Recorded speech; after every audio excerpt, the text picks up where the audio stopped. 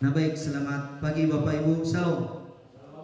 Ya, terima kasih buat kesempatan yang diberikan, terutama izin dari Bapak Kepala SMP Swasta Kristen BNKP Gunung Stoli, dan juga adanya dukungan dan juga support dari seluruh Bapak dan Ibu guru dengan meluangkan waktunya untuk beberapa saat di kantor guru untuk mensukseskan program, salah satu program dari sekolah kita, yaitu dari program guru penggerak, yaitu bagaimana penerapan budaya positif. Dalam hal ini adalah implementasi tahapan segitiga restitusi. Apa kaitannya dalam kehidupan kita di sekolah? Ini erat kaitannya dengan bagaimana kita menangani kasus atau permasalahan murid yang selama ini atau sering kita hadapi. Restitusi di sini adalah sebuah cara bagaimana kita menanamkan disiplin positif pada murid. Jadi restitusi adalah proses menciptakan kondisi bagi murid untuk memperbaiki kesalahan mereka, sehingga mereka bisa kembali pada kelompok mereka dengan karakter yang lebih kuat. Ini menurut Guson 2004. Jadi di sini intinya adalah murid yang akan secara sadar memperbaiki kesalahan mereka. Nah, kita lanjut. Restitusi di sini membantu murid menjadi lebih memiliki tujuan, disiplin positif, dan memulihkan dirinya setelah berbuat salah. Penekanannya bukanlah pada bagaimana berperilaku untuk menyenangkan orang lain atau menghindari ketidaknyamanan, tapi tujuannya di sini adalah menjadi orang yang menghargai nilai-nilai kebajikan yang mereka percayai. Nah, jadi restitusi ini menguntungkan korban, tetapi juga menguntungkan orang yang telah berbuat salah. Ini sesuai dengan prinsip dari teori kontrol William Glasser tentang solusi menang-menang atau win-win solution. Jadi dalam restitusi ini kita sebagai guru nanti ketika ada murid bermasalah, maka bukan kita yang memberikan penyadaran kepada mereka, bukan kita yang justru atau sebaliknya yang kasih kehukuman atau semacam apa, tidak. Karena hukuman di sini tidak diizinkan. Tetapi biar siswa kita tawarkan apa yang menjadi umpan balik dari mereka terhadap kesalahan yang mereka perbuat. Kemudian ada ciri-ciri restitusi. Restitusi katanya bukan untuk menebus kesalahan, namun untuk belajar dari kesalahan. Kemudian restitusi memperbaiki hubungan. Kalau yang pertama misalnya murid datang terlambat, langsung kita berikan hukuman positif, misalnya bersihkan ini. Nah, itu dia fokus pada kesalahan untuk menebus kesalahannya ketika dia melakukan itu. Jadi bukan kesadaran dirinya. Yang kedua, restitusi memperbaiki hubungan. Ketika dia berbuat salah dengan temannya, maka kita tawarkan kepadanya apa kesalahanmu dan apa sebaiknya tindakan dari diri sendiri untuk menebus kesalahannya. Jadi dia akan minta maaf dan lain sebagainya. Jadi memperbaiki hubungan. Kemudian restitusi tawaran, bukan paksaan. Tidak dipaksa, tawaran. Kemudian restitusi menuntut untuk melihat ke dalam diri, bukan melihat bagaimana orang lain. Restitusi mencari kebutuhan dasar yang mendasari tindakan. Kemudian restitusi adalah cara yang paling baik. Restitusi fokus pada karakter, bukan tindakan kita. Sehingga ketika si murid membuat kesalahan, kita sebagai guru harus menghindari diri kita sebagai pembuat merasa bersalah. Sering kita ketika siswa bermasalah, maka kita menyalahkan siswa, sehingga siswa itu akan merasa bersalah. Memang betul dia salah, tapi jangan dibuat dia merasa bersalah. Tapi kita tawarkan kembali kepada dirinya apa yang menjadi solusi dari permasalahan atau tindakan pelanggaran tata tertib sekolah yang telah ia lakukan. Berikut tahapan-tahapan restitusi. Pertama adalah menstabilkan identitas. Nah, hanya 3 tahapannya, tidak banyak. Ini ketika ada masalah siswa ya. Yang kedua, validasi tindakan yang salah. Dan yang ketiga adalah menanyakan keyakinan. Kita lihat tahapan yang pertama, yaitu menstabilkan identitas. Di sini dia. Inilah gambaran segitiga restitusi. Dalam menstabilkan identitas, ketika murid, contoh, datang terlambat. Ketika murid datang terlambat, maka kita jangan marah-marah dulu. Kita panggil, lalu kita stabilkan identitas. Lalu dengan menstabilkan identitas, kita sebagai guru, kita memberikan contoh kalimat seperti ini. Nah, setiap orang pasti pernah melakukan kesalahan. Nah, kamu bukan satu-satunya yang pernah terlambat misalnya. Kami pun guru pernah juga terlambat. Nah, jadi kita menstabilkan identitas. Lalu langkah kedua yaitu validasi tindakan yang salah. Kita tanya dulu, apa sih penyebab kamu datang terlambat, nak? Kamu tentu punya alasan mengapa melakukan itu. Contoh, dia berkata, kemarin Pak ada pertandingan sepak bola, ada Liga Inggris, atau mungkin ke depan Piala Dunia. Adakah cara yang lebih efektif untuk mendapatkan apa yang kamu butuhkan? Jadi di dalam kita memvalidasi tindakan yang salah, kita sebagai guru, kita menanyakan kepada mereka. Kita berikan mereka dulu validasi tindakan yang salah. Tidak salah kita mendukung tim kesukaan kita. Tidak salah kita menonton bola, apalagi kalau pemain kita itu adalah tim favorit atau negara yang kita favoritkan. Tapi bagaimana ya kira-kira kalau ujung-ujungnya kamu sampai larut malam tidurnya? Kamu kan seorang siswa yang setiap hari punya tanggung jawab untuk setiap hari atau setiap pagi pergi ke sekolah. Dan yang terakhir adalah menanyakan keyakinan. Nah, keyakinan ini dari mana kita dapat? Keyakinan ini harus ada di kelas masing-masing. Jadi kesepakatan kelas atau keyakinan kelas yang disusun di dalam kelas itu bukan sepihak oleh guru atau wali kelas saja, tapi diajak semua murid-murid. Yang sering-sering terjadi di kelas, nanti akan kita bahas. Misalnya ditanyakan, keyakinan kelas apa yang sudah kita sepakati? Misalnya tidak datang terlambat, siswa datang tepat waktu dan melaksanakan tugas speaker. Nah, kira-kira nak, dari kesepakatan kelas yang sudah kita buat, apa sih yang sudah kamu tidak sepakati? Maka dia akan menyadari ini. Lalu kamu ingin menjadi orang seperti apa?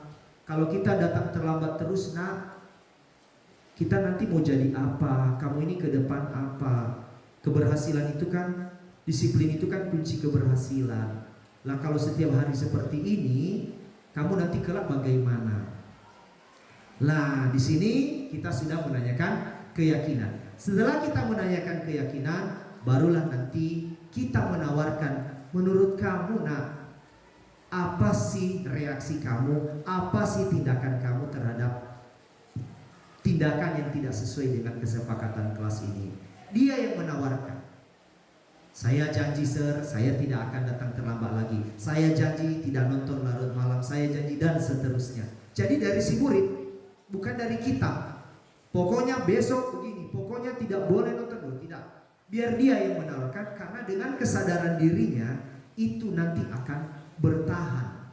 Jadi si murid bukan hanya takut pada hukuman atau sanksi dari guru, tetapi dia akan merasa dirinya sendiri bahwa tindakannya itu memang tidak sesuai. Itu tujuannya segitiga restitusi ini. Kita lanjut. Tahapannya pertama menstabilkan identitas. Contoh-contohnya ini, berbuat salah tidak apa-apa. Tidak ada manusia yang sempurna. Kita, saya juga pernah melakukan kesalahan seperti itu. Kita bisa menyelesaikan ini. Bapak Ibu tidak tertarik mencari siapa yang salah. Nah, ini kita nggak cari siapa yang salah, tapi Bapak Ibu ingin mencari solusi dari permasalahan ini. Udah jelas dia salah, tapi jangan kita salahkan, nanti dia merasa bersalah. Tapi kita ingin mencari solusi dari permasalahan ini. Inilah kita tanyakan keyakinan ini kepada si murid. Tapi dengan catatan kita harus sudah menyusun keyakinan kelas dulu masing-masing. Keyakinan kelas beda dengan peraturan kelas. Nanti akan kita bahas. Ya, mengapa keyakinan kelas? Mengapa tidak peraturan kelas? Kalau peraturan, ini misalnya, mengapa kita memiliki peraturan tentang penggunaan helm pada saat mengendarai kendaraan roda 2? Pasti jawabannya adalah keselamatan.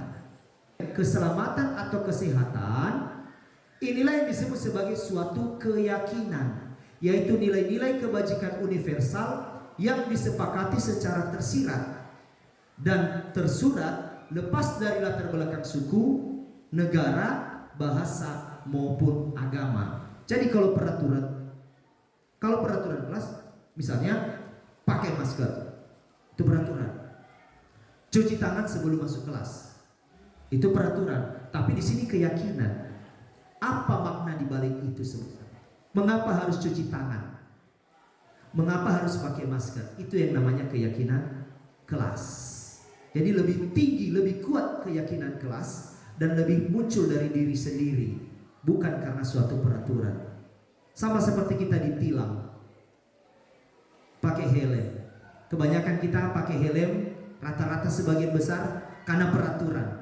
Kenapa Anda pakai helm? Karena peraturan. Kenapa Anda pakai helm? Karena di simpang sana ada polisi yang selalu menjaga. Padahal kalau kita berbicara keyakinan, tidak pakai helm berbahaya jika terjadi kecelakaan, terutama bagian kepala. Jadi kalau kita merasa yakin, kita bukan takut sama polisinya, kita bukan takut sama peraturannya, tapi untuk keselamatan kita makanya kita pakai helm. Jadi tanpa polisi pun kita pakai pasti helm. Nah seperti itu. Mau hari Minggu pun kita pasti pakai helm. Itu namanya keyakinan. Jadi itu yang kita tanamkan sama murid. Pembentukan keyakinan kelas. Diharapkan Bapak Ibu wali kelas di sini nanti di sini sudah ada wali kelas 7A, 7B, 8A, 8B, 9A dan juga 9B untuk menyusun keyakinan kelas. Gak perlu banyak-banyak. Keyakinan kelas bersifat lebih abstrak daripada peraturan yang lebih rinci dan konkret. Keyakinan kelas berupa pernyataan-pernyataan universal. Tidak usah pakai kalimat yang panjang-panjang, yang umum-umum saja. Dan ini lagi, pernyataan keyakinan kelas senantiasa dibuat dalam bentuk positif. Jadi menghindari kalimat negatif. Jangan datang terlambat. Ya, itu kan kalimatnya negatif. Bagusnya apa? Peserta didik datang sebelum pukul 7.10 atau sebelum pukul 7. Peserta didik tidak boleh langsung masuk kelas kalau tidak mengerjakan tugas piket. Udah pakai kalimat negatif. Kita upayakan semampu kita dengan menggunakan kalimat positif. Melaksanakan piket harian setiap hari. Belajar dengan sungguh-sungguh. Menghormati guru yang masuk di dalam kelas. Menjaga sportivitas. Nah, misalnya kalau berolahraga, sportivitas dan lain sebagainya. Bisa 4 atau 5 setiap kelas. Keyakinan kelas ini sesuatu yang dapat diterapkan di lingkungan tersebut. Ya, harus ada di lingkungan kita. Setiap pagi harus kebaktian. Ya, ada di sekolah kita itu, pasti. Semua warga kelas hendaknya ikut berkontribusi dalam pembuatan keyakinan kelas lewat kegiatan curah pendapat. Jadi, semua warga kelas dilibatkan dalam pembuatan keyakinan kelas. Bukan wali kelas yang buat. Sepakati bersama. Dan bersedia meninjau kembali keyakinan kelas dari waktu ke waktu jika ada yang perlu direvisi ulang. Ini bisa langsung oleh wali kelas dibantu oleh guru-guru mata pelajaran. Berikutnya ada keyakinan, contohnya keyakinan kelas 1 SD. Setiap anggota kelas perlu belajar. Setiap anggota kelas perlu senang. Berarti nggak boleh sedih ya. Ya, harus senang. Nggak boleh murung tiap hari. Anak-anak kalau murung berarti ditanyain. Nah, kenapa kamu bisa seperti ini? Ayo, keyakinan kelas kita apa? Harus perlu senang. Nah, bagaimana tindakanmu hari ini? Sudah sesuai tidak dengan kesepakatan kelas atau keyakinan kelas kita? Nah, di sini akan ada aksi nyata. Ya, sebagai tindak lanjut dari pertemuan kita pagi ini. Aksi nyatanya yaitu kepada seluruh Bapak Ibu guru wali kelas 7, 8 dan 9 SMP swasta Kristen BNKP Gunung Stoli untuk membuat keyakinan kelas masing-masing. Waktu pelaksanaannya mulai dari tanggal 9 sampai 15 November 2022. Karena dasar dari segitiga restitusi, tahapan segitiga restitusi dalam penanganan permasalahan murid adalah adanya keyakinan kelas yang sudah disepakati bersama. Nah, itu dasarnya.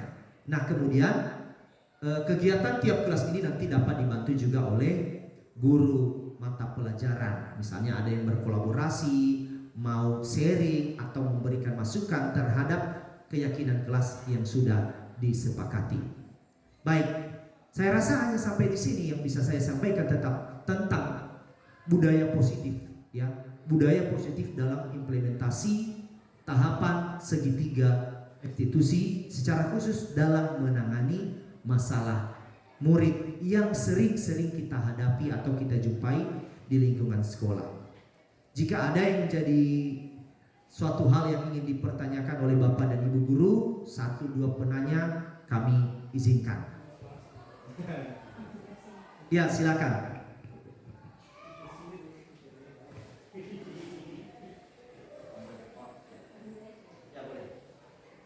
Jadi pertanyaan saya di sini, tadi kan sudah disampaikan cara menanggapi siswa ya.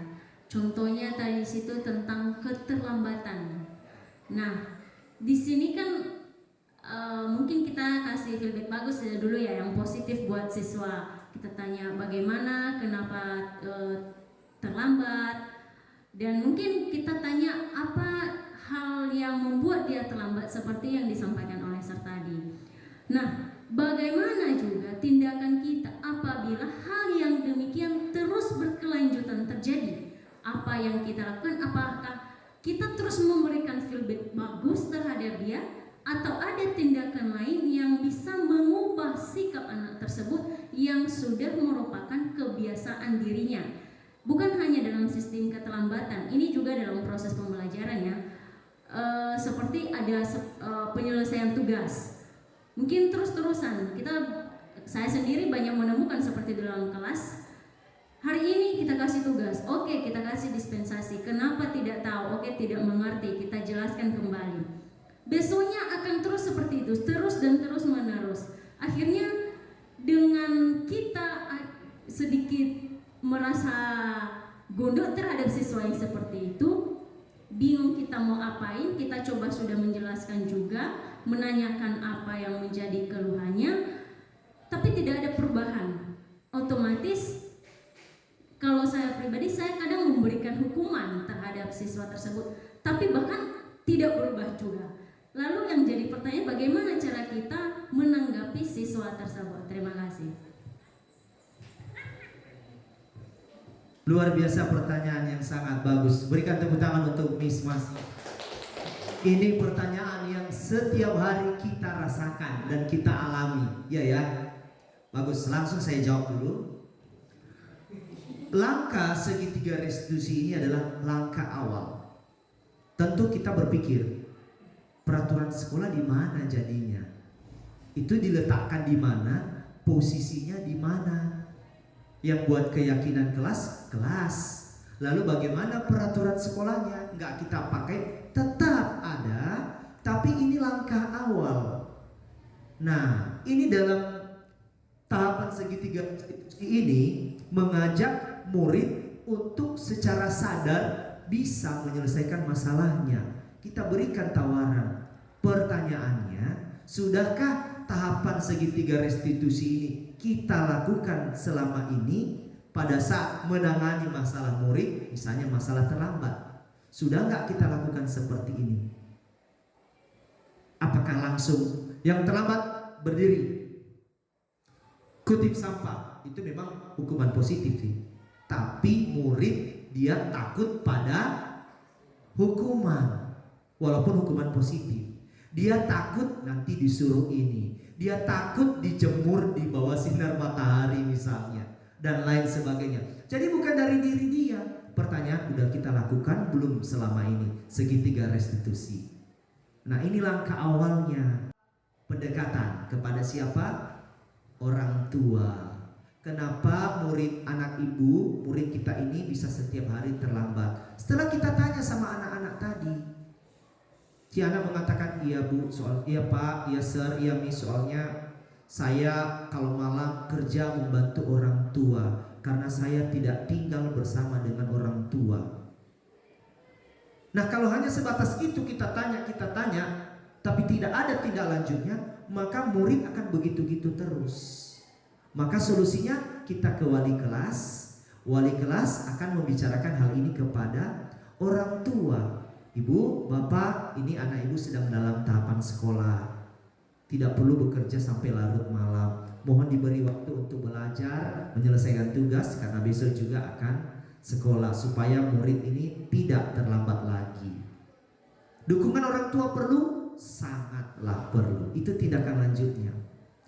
Kalau masih tidak berubah lagi, naik ke tahapan berikutnya. Kita bisa memanggil orang tua murid. Langsung dihadapkan juga bersama wali kelas dan PKS kesiswaan. Ada tahapan-tahapannya kan, di sekolah kita ada tahapan. Masih lagi parah lagi, lanjut lagi ke peraturan sekolah. Jadi dasarnya ini. Jadi kalau udah baik si anak punya nilai-nilai kebajikan dari hal dasar, mungkin gak akan sampai ke hal-hal ke atas. Tidak sampai dia pada pelanggaran peraturan sekolah, karena dasarnya udah selesai. Nah seperti itu. Makanya selama ini saya setelah pelajari segitiga restitusi, saya gak perlu marah-marah sama murid. Marah-marah menghabiskan energi. Marah-marah gak mencapai solusi yang pas, ngabisin energi dan besok terulang-ulang lagi. Nah, jadi makanya dari sekarang coba kita mulai. Kita tanya dulu pelan-pelan. Kenapa? Karena kebutuhan murid itu salah satunya adalah ingin dihargai. Meskipun mereka salah, ingin dihargai. Coba. Oke, satu lagi pertanyaan saya mengenai segitiga restitusi. Kan tujuan dari segitiga restitusi ini memperbaiki kesalahan siswa dengan cara yang positif. Ya, tadi saya perhatikan seperti itu. Nah, tapi pada implementasinya, kalau misalnya sudah berulang-ulang kali kita ingatkan, kita lakukan pendekatan dengan berbagai cara, tetapi tidak ada perubahan, apakah itu adalah sebuah kegagalan bagi kita atau bukan? Tolong penjelasannya. Nah itu kira-kira. Jadi apakah kita gagal? Sudah melakukan semua? Saya katakan kita tidak gagal, karena kita sudah melalui seluruh proses. Demikian saja materi yang bisa kami sampaikan terkait budaya positif dalam implementasi penerapan tahapan segitiga restitusi. Terima kasih kerjasamanya semua. Terima kasih juga secara khusus kepada Bapak Kepala SMP Swasta Kristen BNKP Gunung Stoli yang sudah mendukung secara positif dan juga mengayomi seluruh guru untuk ikut dalam penerapan budaya positif di sekolah kita. Sekian, terima kasih. Yahoo, Shalom.